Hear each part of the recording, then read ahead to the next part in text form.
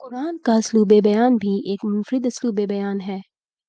आम इंसानों किताबों का तरीका ये है कि उसमें चीज़ें तस्नीफ़ी तरतीब के साथ दर्ज होती हैं। उसमें ए से ज़ेड तक सिलसिलावार तरतीब की सूरत में चीज़ों को बयान किया जाता है, मगर कुरान में इस किस्म का उसलूब मौजूद नहीं। आम इंसान को बज़ाहिर कुरान का मुरत्तब कलाम मालूम होता है, लेकिन हकीकत के एतबार से देखा जाए तो एक इंतहाई मरबूत और मुरत्तब कलाम नज़र आएगा।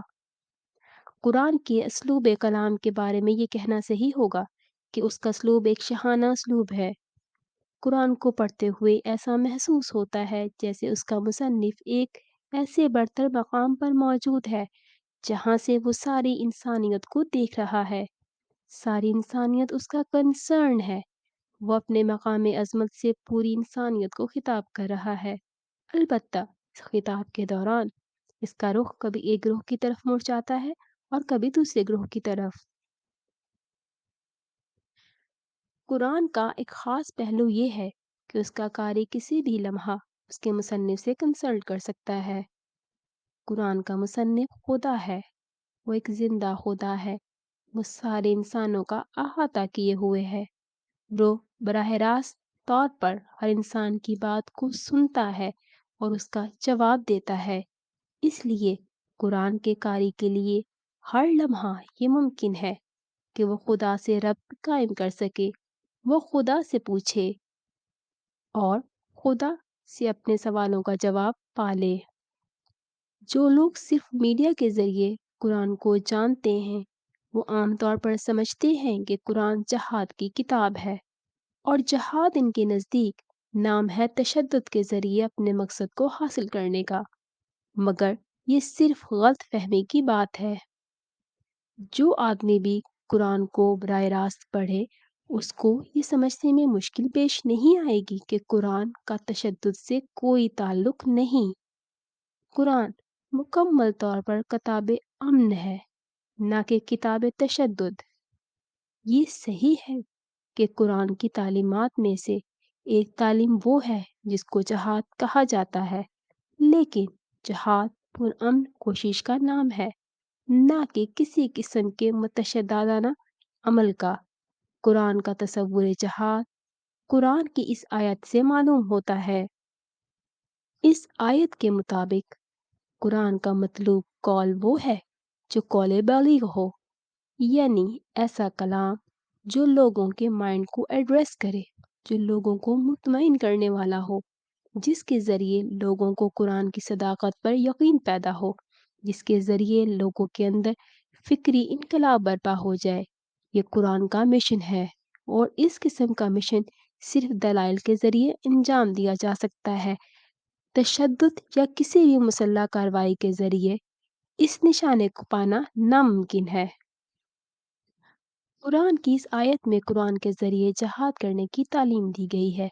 ज़ाहिर है कि कुरान कोई हथियार नहीं, कुरान एक नज़रियाती किताब है। कुरान खुदाई आइडियोलॉजी का तारुफ है, जिससे कुरान का तसव्वुर जहाद वाज़ह तौर पर मालूम होता है। कुरान के मुताबिक जहाद दरअसल पुरअमन नज़रियाती जद्दोजहद का नाम है। इस नज़रियाती जद्दोजहद का निशाना कुरान ये बताया गया है कि कुरान का पैगाम लोगों के दिलों में उतर जाए। ये सही है कि कुरान में कुछ ऐसी आयतें जो कताल वार की इजाज़त देती हैं, लेकिन ये आयतें सिर्फ जंगी हालात के लिए, वो सिर्फ हमले के वक्त दिफा के मायना में है। दिफा के सिवा कोई जंग इस्लाम में जायज़ नहीं। ये दिफा भी सिर्फ एक कायम शुदा रियासत कर सकती है। स्टेट के सिवा किसी भी फर्द या तंजीम को जहाद छेड़ने की इजाज़त नहीं। इसका एक पहलू ये है कि दावती तहरीर में तक़यीद के मकसूद को हासिल करने के लिए शिद्दत के असलूब को अख्तियार किया जाता है। दावती तहरीर में ऐसे अल्फाज इस्तेमाल किए जाते हैं जो बज़ाहिर नहायत सख्त मालूम होते हैं, मगर दावती कलाम में सख्ती बना बिनाए हुकूमत होती है।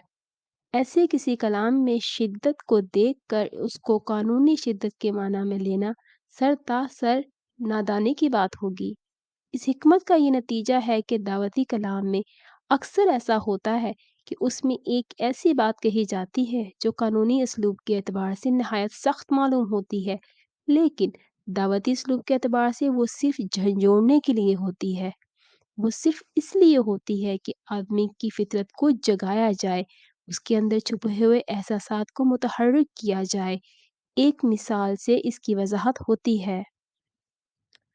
قرآن کو سمجھنے کے لیے ایک اہم بات یہ ہے کہ قرآن کوئی قانونی کتاب نہیں ہے، قرآن ایک دعوتی کتاب ہے۔ قرآن کا اسلوب کلام قانونی نہیں ہے بلکہ دعوتی ہے۔ قرآن کی زبان کائنات کی زبان ہے۔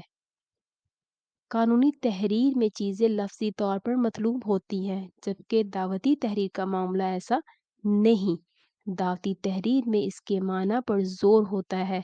دعوتی کتاب میں الفاظ کی حیثیت صرف ذریعے کی ہو جاتی ہے، جبکہ قانونی کتاب میں الفاظ خود مقصود بذات بن جاتے ہیں۔